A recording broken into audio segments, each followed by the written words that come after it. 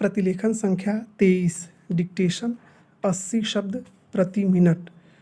Dictation अच्छा लगे तो चैनल को सब्सक्राइब कर लीजिए। Ready start. महोदय, साक्षरता नारी शक्ति की बुनियाद है। इस सवाल का जवाब देने से पहले कुछ तथ्यों पर प्रकाश डालना जरूरी है। पहली बात तो यह है कि साक्षरता अभियान औरतों की भागीदारी को सक्रिय रूप से प्रोत्साहित करता है। अभियान का अब तक का इतिहास इसका प्रमाण है। हमारी 62% शक्ति, बल्कि अनेक जगहों पर तो 70-75% शक्ति नारी शक्ति है। इसका नतीजा यह हुआ है कि औरतों के एक साथ उठने बैठने से एकजुटता पैदा हुई है। वे अपनी समस्याओं पर बातचीत करती हैं। हमारा अभियान इस तरह की चीज़ों को प्रोत्साहित करता है। साक्षरता कक्षा के अंदर जैसा आपसी मेल जोल और एक दूसरे की मदद का माहौल देखा जाता है, वह और जगह दुर्लभ है।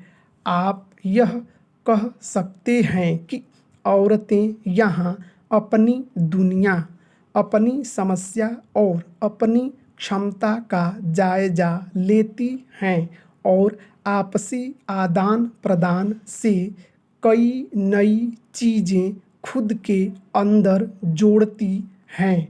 ऐसा नहीं है कि हर जगह औरतें एक ही तरह की बातें कर रही हों। अलग जगहों, अलग अलग सांस्कृतिक और भाषाई क्षेत्रों की महिलाएं भी अलग अलग हैं और इसी के मुताबिक औरतों का अपना विमर्श भी स्थानीय सामाजिक संदर्भों से प्रभावित होता है। सबलीकरण का दूसरा पक्ष है पंचायत व्यवस्था।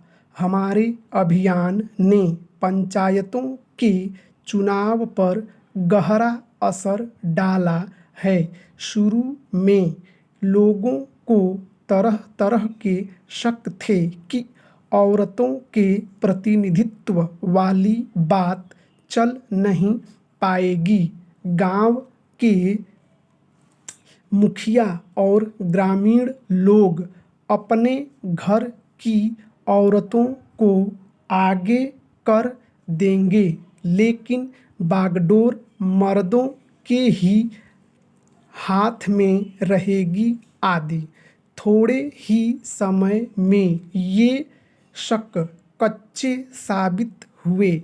हम देखते हैं कि औरतें अलग अलग तरह से शुरू में झिझक और अटक कर और बाद में ज़्यादा विश्वास के साथ अपना पक्ष सामने रखने लगी हैं।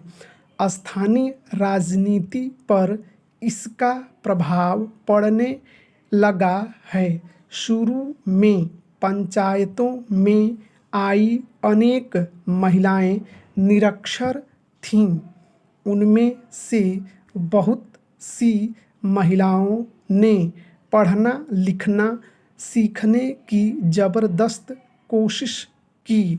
चूँकि ये महिलाएं जनमत बनाने वाली महिलाएं हैं, इसलिए इनके साक्षर होने के प्रयासों का ग्रामीण महिला समाज पर प्रेरणादायक प्रभाव हुआ है।